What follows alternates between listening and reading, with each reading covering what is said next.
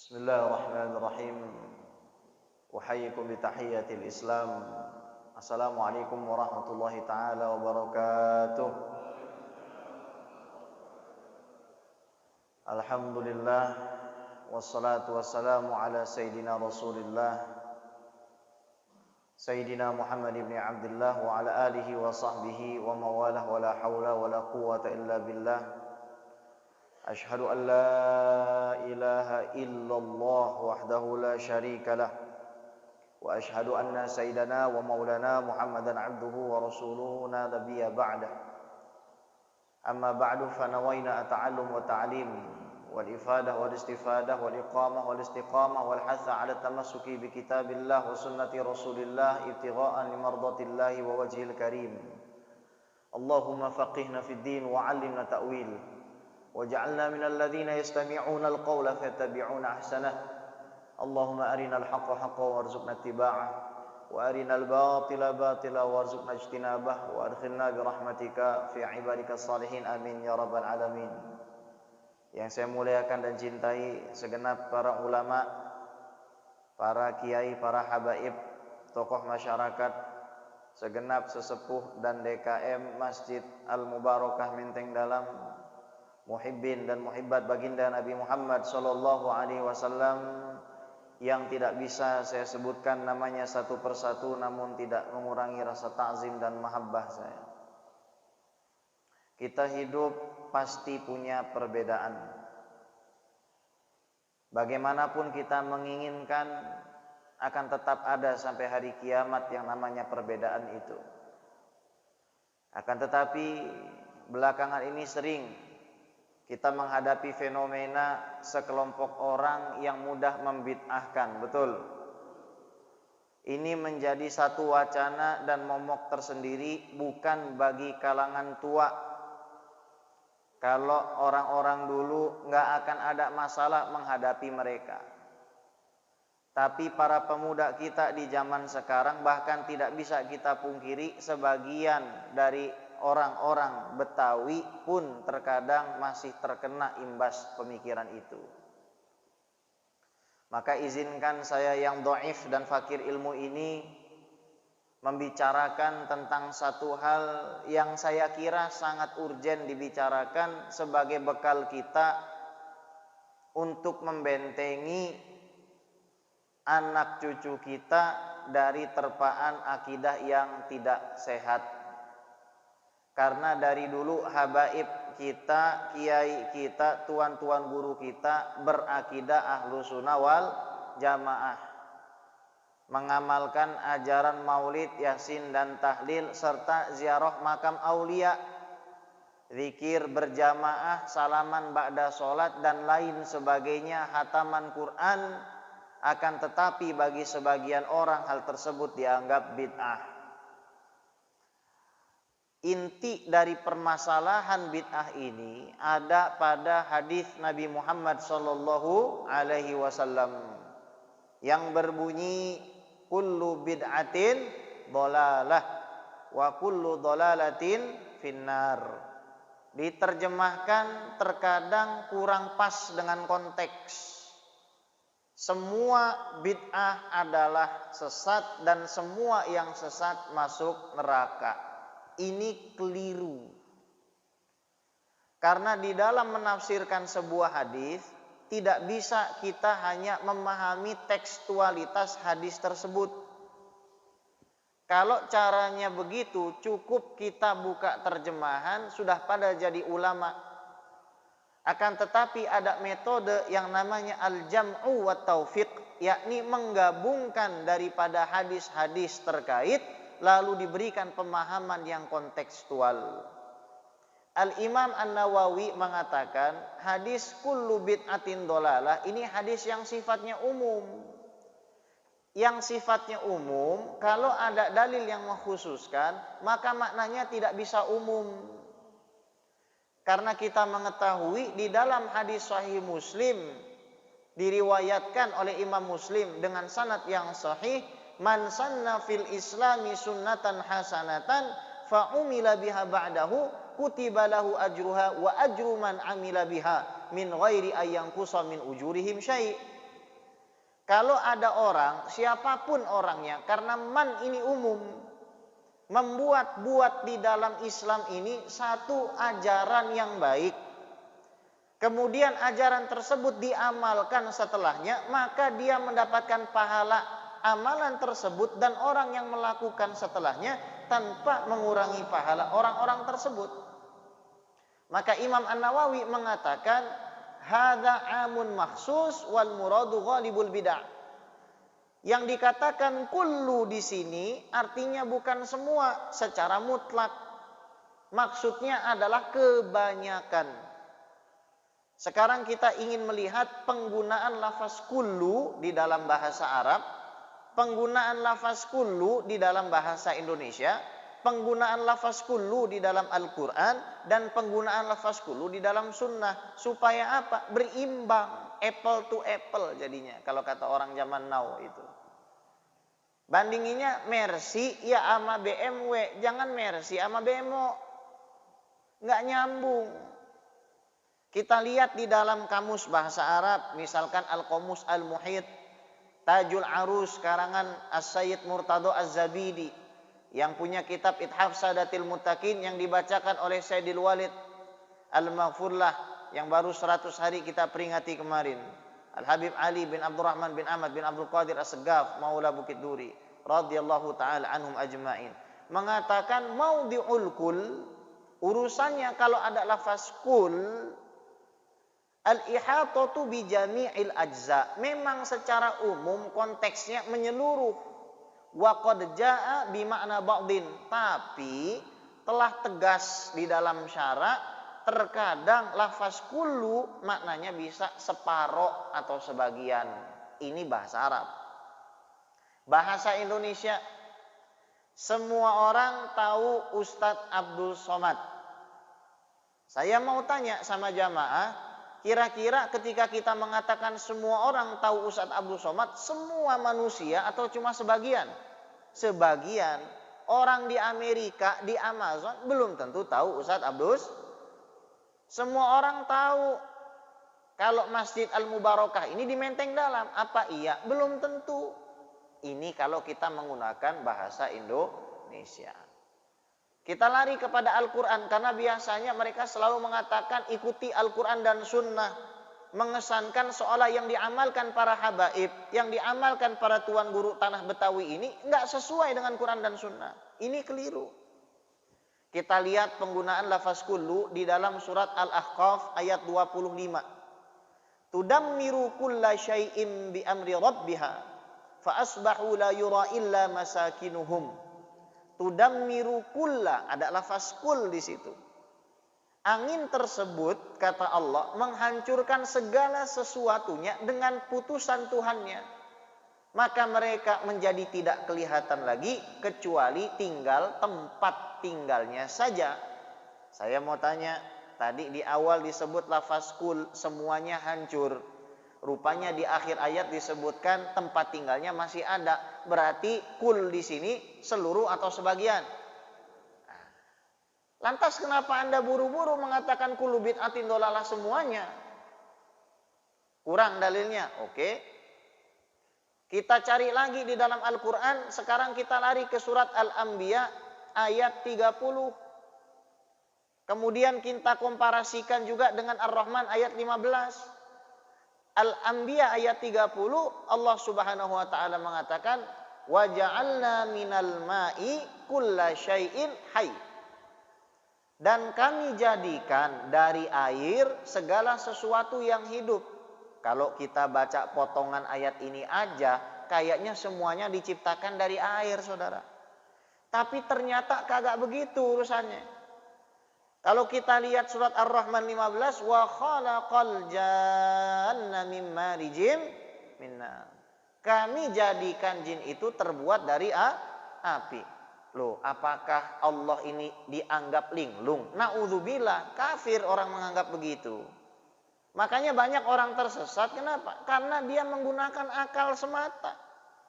Dia pikir akalnya ini cukup dan melampaui ulama-ulama sekelas Asy-Syafi'i, sekelas Al-Asy'ari, sekelas Al-Ghazali dan Ar-Razi. Nggak cukup, Saudara. Nggak ada apa-apanya kita sama mereka. Oh, setelah dilihat rupanya maksudnya Allah ciptakan sebagian dari yang hidup terbuat dari air. Masih kurang? Tidak apa-apa. Kita buka sekarang surat Al-Kahfi 79. Ammas safinatu fakanat limasakina ya'maluna fil bahri fa'aradtu an a'ibaha wa kana wara'ahum maliku ya'khudhu kulla safinatin ghasba. Oh Musa, kata Nabi Khidir, itu perahu saya lobangin supaya ada cacatnya. Karena perahu yang saya lobangin itu punya nelayan miskin. Sebab apa? Nanti di depan ada raja zalim yang merampas semua kapal. Kulla safinatin ghasba. Saya mau tanya, yang dirampas seluruh kapal atau yang bagus-bagus saja? Berarti ada kapal yang nggak dirampas. Di sini kullu digunakan sebagai mendefinisikan sebagian atau separuh. Kenapa kok kamu buru-buru menafsirkan kullu bid'atin dolalah, semuanya sesat? Masih kurang? Boleh. Al-An'am ayat 23. Inni wajadtu imra'atan tamlikuhum wa qad utiyat min kulli syai'. Kata Hudhud datang ke Nabi Sulaiman. Sulaiman, aku mendapati ada seorang perempuan dikasih segala sesuatunya. Ini faktanya. Ternyata Ratu Bilqis tidak punya apa yang dimiliki Nabi Sulaiman. Berarti lafaz kullu di dalam surat Al-An'am seluruh atau sebagian, hadirin? Sebagian. Bib, dalil nggak cuma Quran, ngeles kayak bajai. Ya udah, sekarang hadis Sunan Ibnu Majah. Nabi Muhammad SAW bersabda begini, kullu ibni Adam ya'kuluhu turab illa ajbadz-dzanabi. Fihi khuliqa wa minhu yurakkab. Kata Nabi, semua anak Nabi Adam pasti jasadnya hancur dimakan tanah kecuali bagian tulang ekor. Karena dari situ nanti kita akan disusun ulang. Kalau menurut pemahaman ini tidak ada jasad siapapun yang utuh. Tapi ternyata kalau kita usut punya usut, dalam Sunan Imam Abu Dawud ada hadis lain. Innallaha harrama 'alal ardi ajsadal anbiya. Allah haramkan bumi untuk memakan jasad para nabi. Para nabi itu anak nabi bukan? Anak Nabi Adam. Tapi jasadnya ternyata tidak dimakan tanah. Berarti bukan semua jasad anak Nabi Adam, separohnya. Kenapa kamu buru-buru menafsirkan kullu bid'atin dolalah jadi keseluruhan? Ini enggak adil. Makanya saya selalu katakan sama mereka, tanya dong sama kami. Kenapa kami maulidan? Kenapa kami zikir berjamaah? Yang dibid'ahkan tadi zikir berjamaah, Al-Imam As-Suyuti punya kitab yang namanya Natijatul Fikri fil Jahri Bidzikri.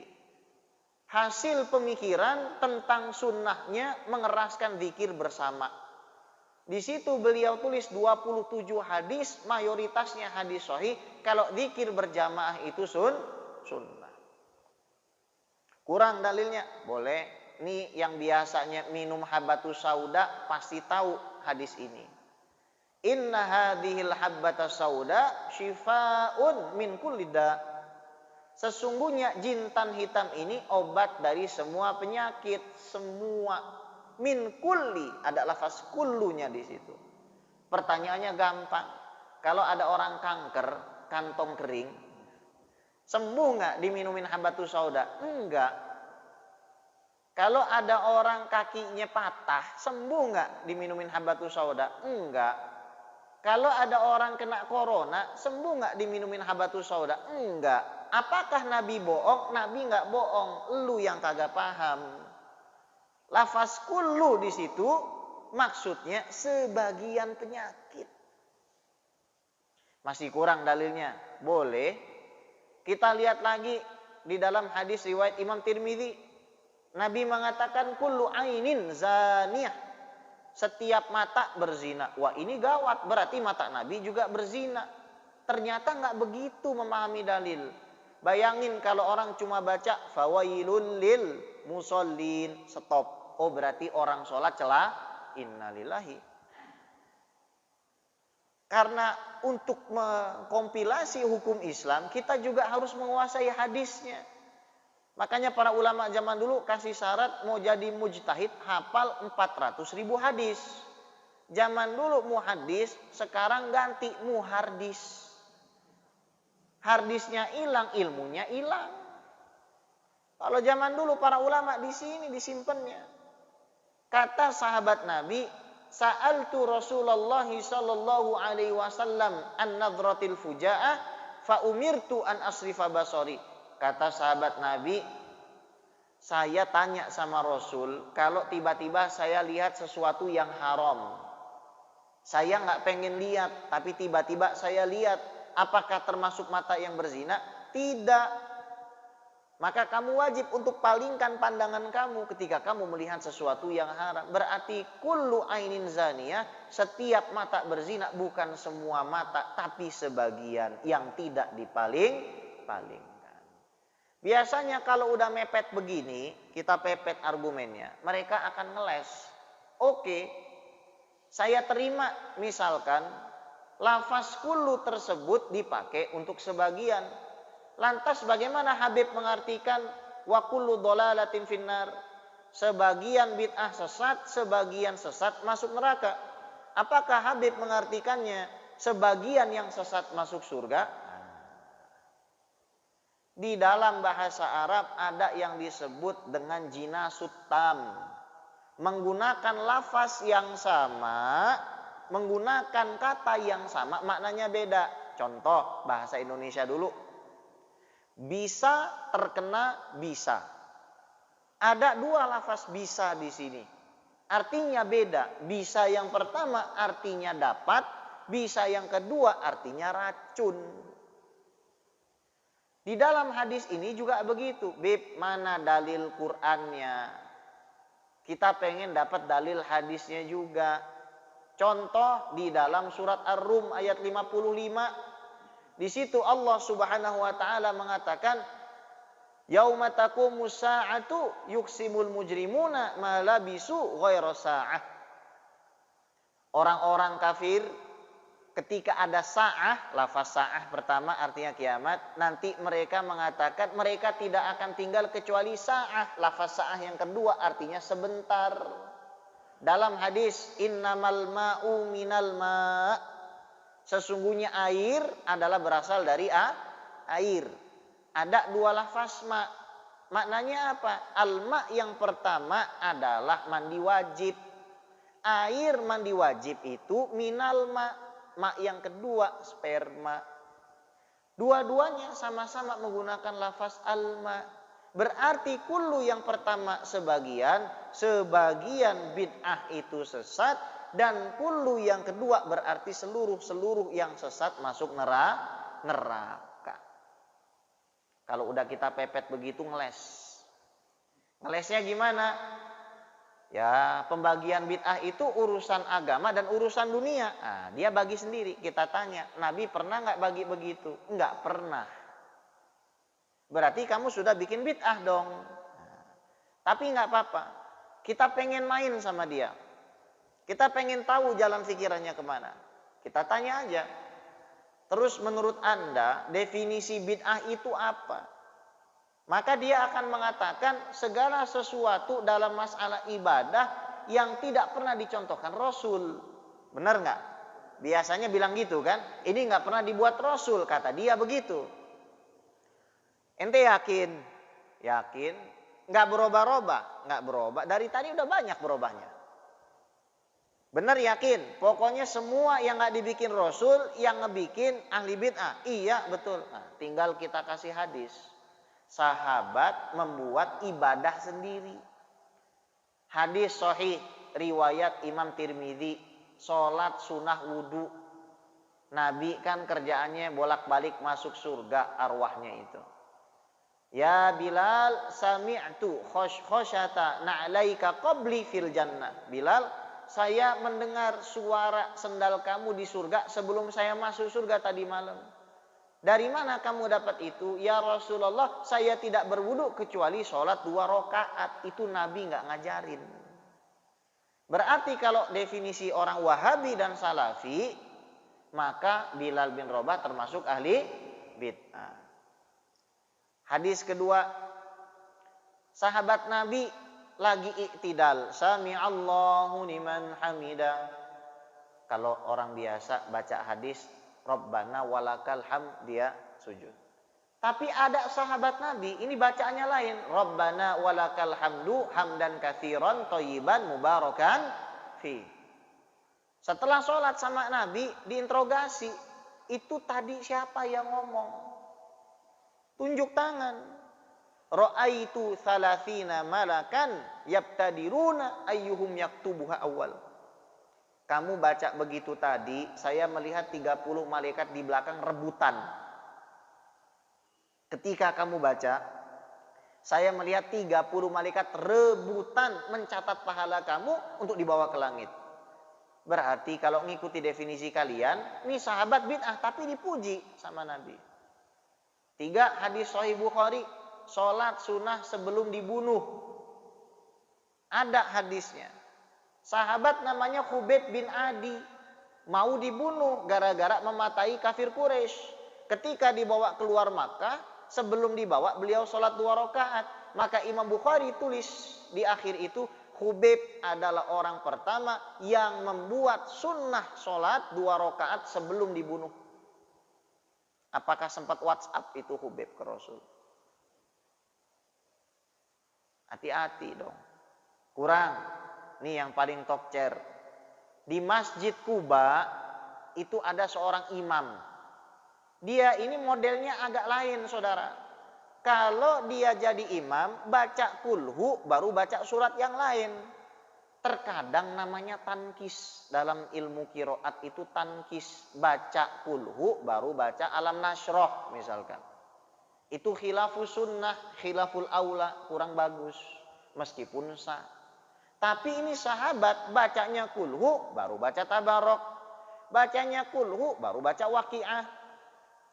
Sahabat yang lain bilang, imma antakro'aha au tada'aha wa takro'u bisuratin ukhra. Ente yang betul dong jadi imam, katanya. Kalau tadi kan ustadz kita imamnya enak, kunutnya enak, masya Allah ustadz.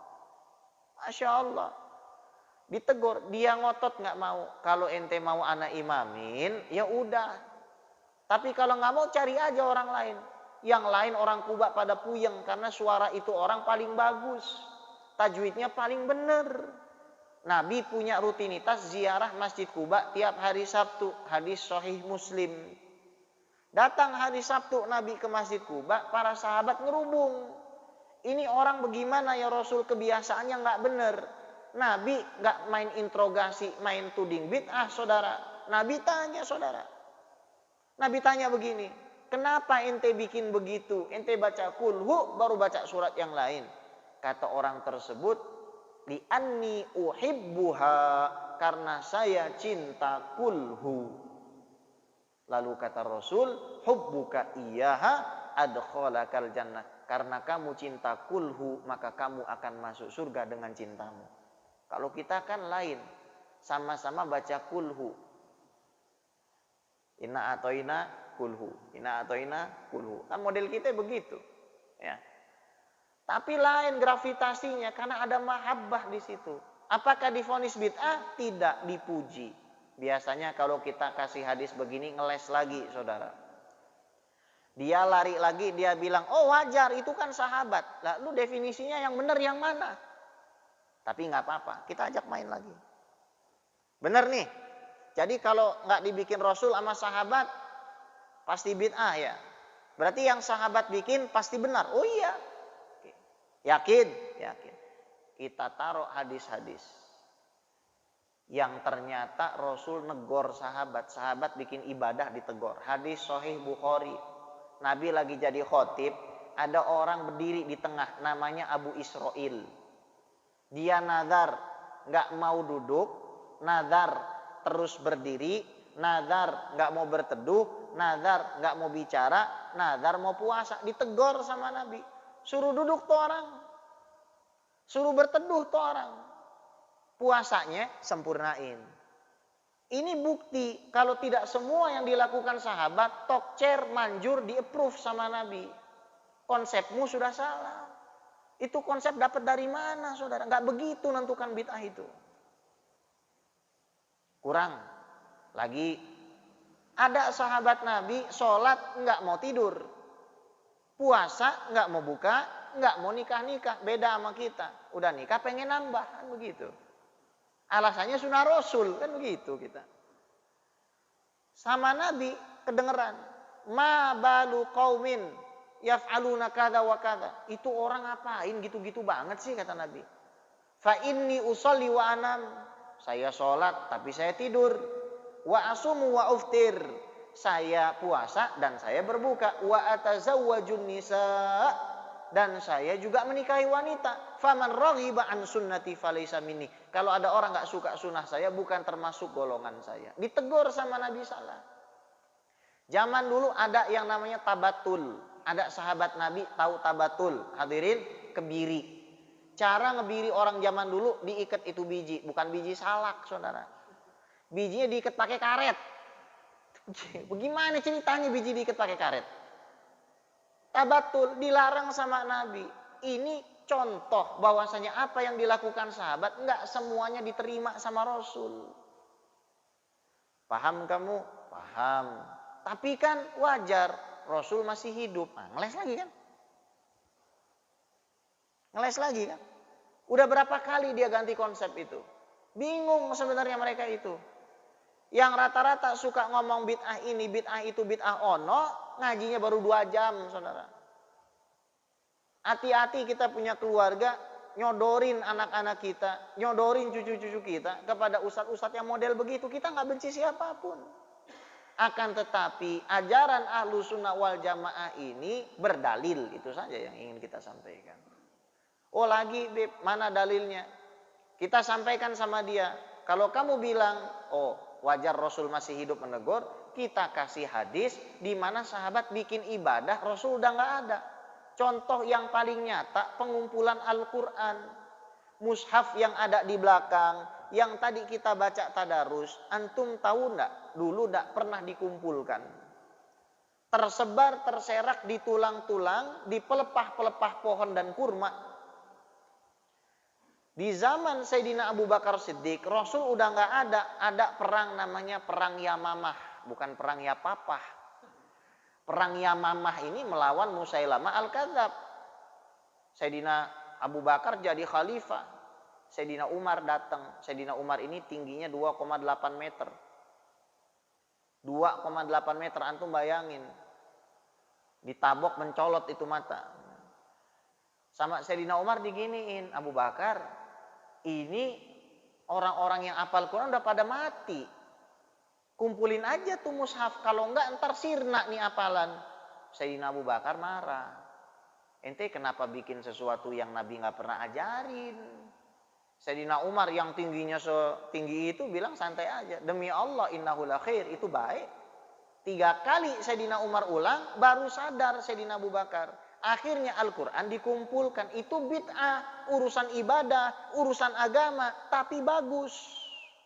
Dan gak menyalahi aturan Rasul. Biasanya mereka ngeles. Ngelesnya gini caranya, hadirin. Oh, yang dimaksud pengumpulan Al-Quran, alasannya karena di zaman Rasul belum sempurna wahyunya, makanya gak dikumpulin. Gak begitu juga. Rasul bisa kumpulin Al-Quran dari awal. Apa susahnya ngumpulin Al-Quran dari awal? Nggak ada susahnya. Di dalam hadis itu udah tertera alasan pengumpulan Al-Quran karena para hufaz meninggal. Selesai. Kurang lagi. Nanti ya kita kalau ngerayain Idul Fitri ada namanya takbiran. Betul. Takbiran ini nggak pernah diajarin sama Rasul. Sahabat yang bikin. Idul Adha, Sayyidina Umar Ibnul Khattab naik ke atas menara masjid di Mina. Allahu Akbar, Allahu Akbar, Allahu Akbar. La ilaha illallah, wallahu akbar. Sampai Mina bergoncang. Sayyidina Abdullah ibnu Umar kalau sudah masuk Idul Adha dan hari tasyrik, beliau ke pasar bukan nyari jatah daging korban. Beliau nyari-nyari apa? Nyari-nyari pasar supaya bisa takbiran di pasar. Nabi nggak pernah ajarin bid'ah, iya bid'ah, tapi bid'ah yang bagus, saudara. Mereka akan jawab, oh wajar itu sahabat. Lihat bagaimana mereka loncat sana, loncat sini, konsep ini, konsep itu. Nggak begitu caranya. Kita kalau mau menguji sebuah pemikiran benar atau tidak, kita lihat konsistensinya ketika dia memutuskan sebuah hukum. Itu ketahuan di situ. Yakin ini terakhir ya? Iya terakhir. Berarti kalau dibikin selain sahabat, bid'ah? Iya bid'ah. Baik. Biasanya teman-teman yang seperti itu sholat tarawihnya 23 atau 11? 11. Kita lihat sekarang di Saudi, di Masjidil Haram sama di Masjid Nabawi 23 atau 11? 23. Kita lihat nanti 10 malam terakhir biasanya ada doa kunut. Dibacakan sampai setengah jam. Kalau kami waktu di Mesir, Syekh Jibril baca doa kunutnya sampai 1 jam. 15 menit pertama kita nangis. 15 menit kedua kita juga nangis. Dengkul kita udah kagak kuat itu kan. 1 jam baca doa kunut berdiri.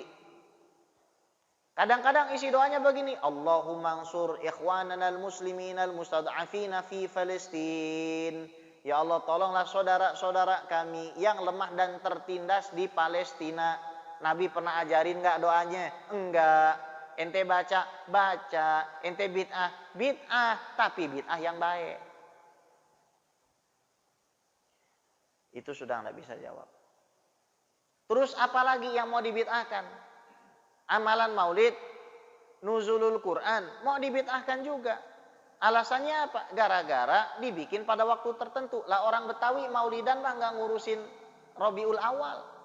Kawinan mau maulid, betul. Khitanan mau maulid. Kawin kedua, berani maulid nggak kawin kedua? Berani ngundang kawin kedua maulid.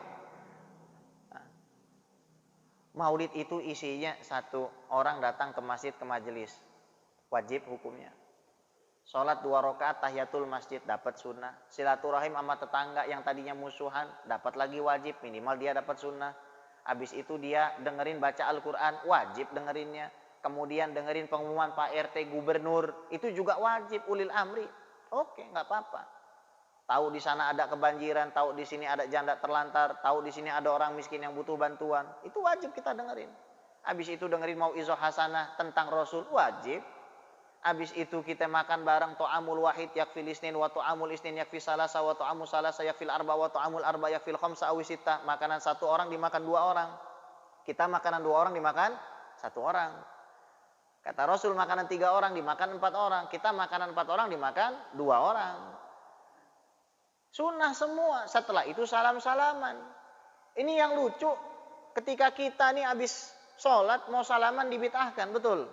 Dikatakan sesat. Kita tanya, kalau kentut habis sholat boleh? Kentut boleh Pak. Salaman masuk neraka. Ini bagaimana sih? Gimana ceritanya kentut yang ngeluarin sesuatu yang gak enak dikatakan boleh. Salaman yang menghilangkan, menihilkan dari dalam hati kita kebencian malah dikatakan bid'ah. Yang lebih aneh lagi pada saat kita baca tahlil. La ilaha illallah, la ilaha illallah, la ilaha illallah, la ilaha illallah. Itu kalau lewat langsung bilang, itu yang mentalkin dan yang ikut baca di Masjid Al-Mubarakah ahli neraka. Setahu saya, orang mau masuk Islam baca la ilaha, baru kedengeran ada aliran orang baca la ilaha illallah rame-rame masuk neraka. Gara-gara kita baca la ilaha illallah rame-rame, kita jadi masuk neraka. Ini aliran yang kagak benar. Maka apa yang sudah dilakukan oleh orang tua kita, ziarah sebelum Ramadan, kemarin tuh rame, dibid'ahkan. Oh nggak bener itu ziarah sebelum Ramadan. Kita tanya, terus lu maunya gua ziarah kapan? Syawal. Ntar gua ziarah Syawal lu melin lagi, kagak ada dalilnya. Kapan lagi? Muharram. Ntar dikritik lagi, Muharram nggak ada dalilnya. Syaban dikritik lagi nggak ada dalilnya. Terus yang benar kapan? Ujung-ujungnya nggak ziarah. Jadi hati-hati kita. Pemahaman-pemahaman seperti ini biasanya nyerang orang-orang bagian perkotaan yang jarang ngaji. Maka Masjid Al-Mubarakah ini adalah benteng Ahlus Sunnah wal Jamaah. Para kiainya, doktornya, profesornya, habaibnya, semua yang diundang ke sini mereka yang berakidah Ahlus Sunnah wal Jamaah. Kalau saya akan merekomendasikan sebuah masjid di tengah kota Jakarta yang punya kajian yang ilmiah, yang punya kajian yang apik dan bagus, yang berakidah Ahlus Sunnah wal Jamaah, maka saya akan rekomendasikan Masjid Al-Mubarakah. Paham ya? Kalau nggak paham diiyain aja udah. Nanti lama-lama insya Allah jadi paham. Nah, bagaimana Bib kita menyikapi orang-orang yang modelnya begitu? Gampang. Ud'u ila sabili rabbika. Kita berdakwah ke jalan Allah bukan ke diri kita. Bukan supaya kita populer, bukan supaya kita dikenal orang, bukan. Bil hikmati, pakai hikmah. Gimana caranya? Bawa bakwan debatnya. Habis debat makan bakwan, atau sambil debat makan bakwan sambil ngopi. Saya punya teman modelnya begitu. Agak keras. Lama-lama dia hadir ke majelis saya.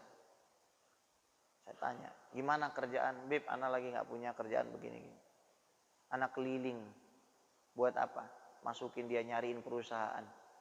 Masukin CV dia kemana-mana. Orang yang tadinya suka ngebid'ahin. Wah, otomatis kalau orang yang berbulan-bulan sampai 7 bulan nggak punya kerjaan, kira-kira dapurnya, ngebulnya gampang apa susah? Susah. Terus ente kasih ke dia. Anak pinjemin kitab, anak pinjemin buku. Itu cara muamalah kita. Oke, di dalam ranah akademik kita boleh sadis kayak tadi. Kita boleh mempresentasikan argumen kita sekuat mungkin. Tapi ketika sudah sampai ranah kehidupan, bermasyarakat, bertetangga, bernegara, we have to become a better man. Lazim an nakuna khairan minhum. Kita harus bersikap lebih baik dari mereka. Jangan sampai mereka lari, argumen kita sudah benar. Jangan sampai mereka kita tunjuk-tunjuk, kita ajak datang ke masjid. Kita muliakan mereka. Kita ajak mereka ketemu dengan para habaib, para kiai, para ustadz-ustadz kita. Insya Allah dengan cara seperti itu akan merekatkan ukhuwah Islamiyah. Thayyib.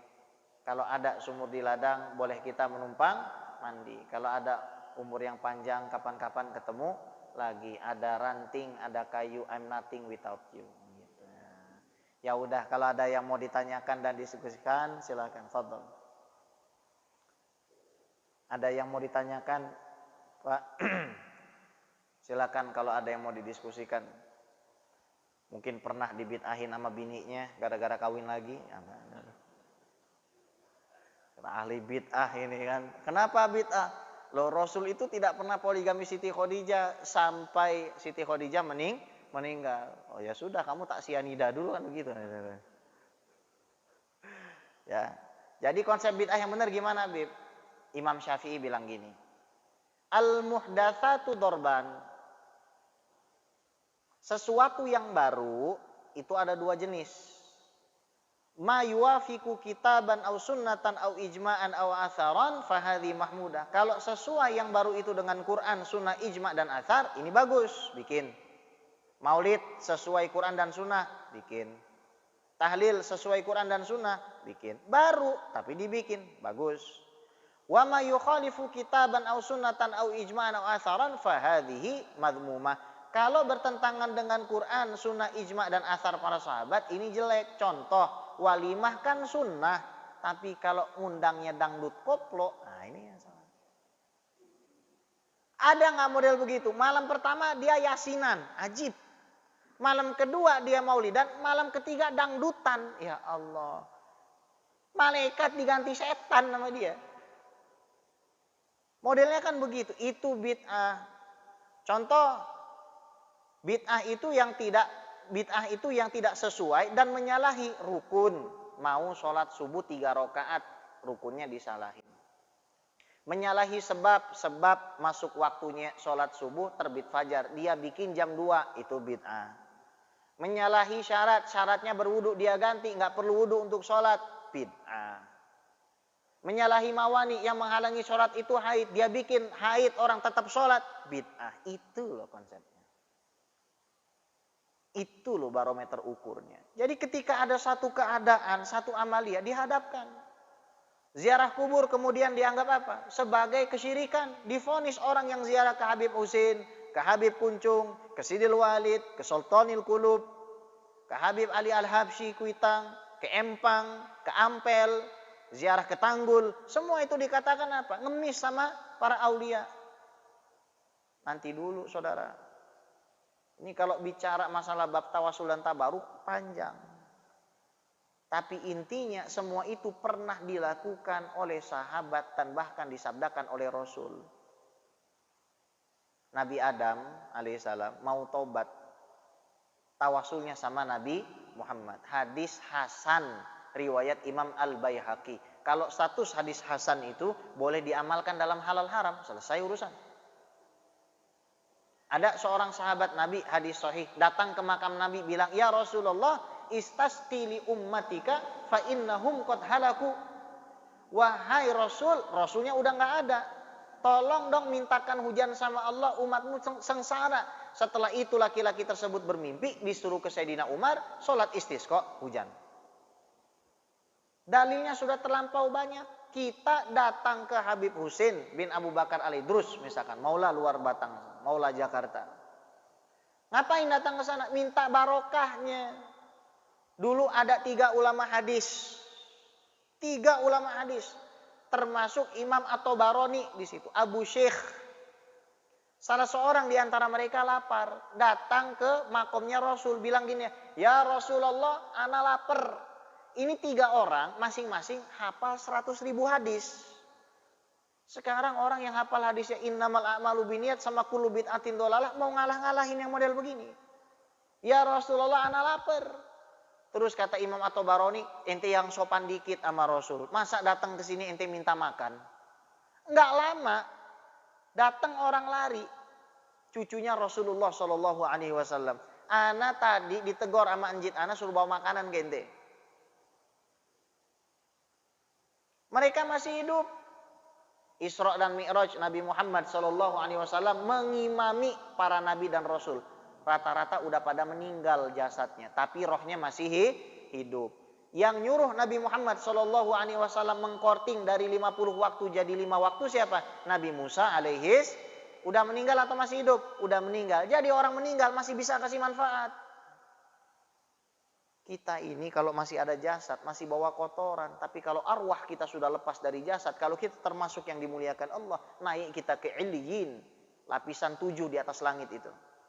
Dan kita lebih dekat kepada Allah Subhanahu wa ta'ala. Semoga apa yang saya sampaikan ini bermanfaat dan kita dikasih kehidupan yang barokah, biar bisa beli rumah sama mobil mewah, pergi hajinya ke Mekah, tawafnya depan Ka'bah, sa'inya Safa Marwah, mabitnya di Mina Musdalifah, kita lontar jumroh ula, wusta dan Aqobah, kita ziarah Nabi ke Madinah, pulang-pulang kita bikin kontrakan sama beli sawah, anak istri suami soleh dan soleha, hidup istiqomah, istri 3 dikontrakin rumah.